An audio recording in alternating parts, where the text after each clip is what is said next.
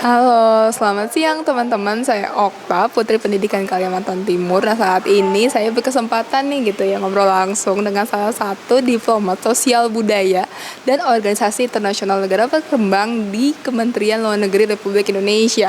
Bu Pinkan gitu, boleh dulu menyapa teman-teman kita di luar sana. Halo teman-temannya Putri Pendidikan Kalimantan yang cantik, bijak, dan begitu pinter, intelijen. Ya.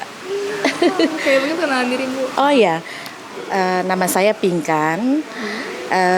Saya sekarang bekerja di Direktorat Sosial Budaya Organisasi Internasional Negara Berkembang. Dan saya kebetulan baru beberapa bulan join di direktorat tersebut. Karena semula saya baru kembali dari penempatan di negara kepulauan Fiji. Banyak orang yang belum tahu Fiji itu di mana. Fiji itu sepertinya di antara Australia dan New Zealand. Dan Fiji itu sangat mirip dengan Indonesia, khususnya Indonesia bagian timur. Dalam hal ini Papua, karena mereka sama-sama sebagai kelompok kawasan Melanesia. Mungkin cukup sekian perkenalan saya. Wah, menarik banget ya Ibu menjadi seorang diplomat gitu ya di luar negeri gitu. Nah, mungkin Bu, apa aja sih Bu yang mungkin buat kasih tahu ke teman-teman nih pekerjaan diplomat tuh seputar apa aja sih Bu gitu. Hal yang paling terutama dalam pekerjaan sebagai diplomat adalah pertama, itu melindungi masyarakat Indonesia yang berada di luar negeri. Kemudian kita ada kegiatan promosi, mempromosikan Indonesia untuk meningkatkan optimalisasi citra Indonesia di masyarakat dunia. Kemudian kita adalah melobi. Jadi ada beberapa kepentingan nasional yang kita harus melakukan lobbying untuk mereka dapat mendukung posisi-posisi kita khususnya untuk kepentingan nasional. Dan yang selanjutnya adalah negosiasi. Nah, di sini juga kita harus bernegosiasi. Kalau negosiasi itu dan lobbying itu kebanyakan di multilateral ya, di PBB gitu kan, kita juga di bilateral regional. Ya, proses negosiasi itu adalah proses berdiplomasi. Dan terakhir adalah melaporkan. Jadi setiap apa yang kita lakukan di luar negeri, pekerjaan kita di luar maupun di dalam ya, itu selalu kita laporkan. Itu tugas-tugas utama dari seorang diplomat. Wah, jadi cukup berat juga ya Bu, selain mempromosikan budaya juga mereka harus bernegosiasi nih ya. Mungkin nih kalau misalnya anak muda gitu ya kayak saya gitu dan generasi yang selanjutnya pengen nih jadi diplomat. Nah, itu kira-kira apa aja sih Bu? Gimana nih caranya ngambil sekolah apa gitu? Dulu pernah ya, Kemlu itu menerima dari seluruh universitas, lulusan universitas. Tapi kemudian memang ya, karena ini lebih ke politik dan sosial, jadi yang sekarang kayaknya yang bisa untuk menjadi diplomat, sebenarnya semuanya bisa menjadi diplomat. Tapi untuk masuk ke Kemlu, mungkin itu fakultas sosial, politik, ekonomi, bahasa gitu kan, karena diperlukan pengetahuan berbagai bahasa. Dan dulu pernah ada dokter, sarjana olahraga, pernah ada yang teman saya, ada angkatan-angkatan di bawah saya ada tuh diterima, dan itu harus menguasai ya, karena untuk sekarang kayaknya beda ya, udah sangat berbeda loh Mbak. Jadi zaman dulu itu kan kita kalau masuk Kemlu jadi PNS. Sekarang kan ada peraturan baru nih, ANS.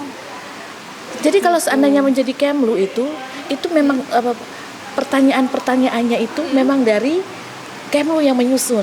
Tapi mungkin sekarang ada perubahan-perubahan lagi yang saat ini yang saya ketahui, bahwa kalau seandainya masuk ANS dulu. Nah, ANS itu kan kewenangan dari BAKN ya. Oh, iya. Jadi kita harus lulus dulu sebagai ANS, kemudian mungkin di situ baru pilih jurusan mau ke kementerian mana, atau mungkin sudah ANS Kementerian Luar Negeri seperti itu.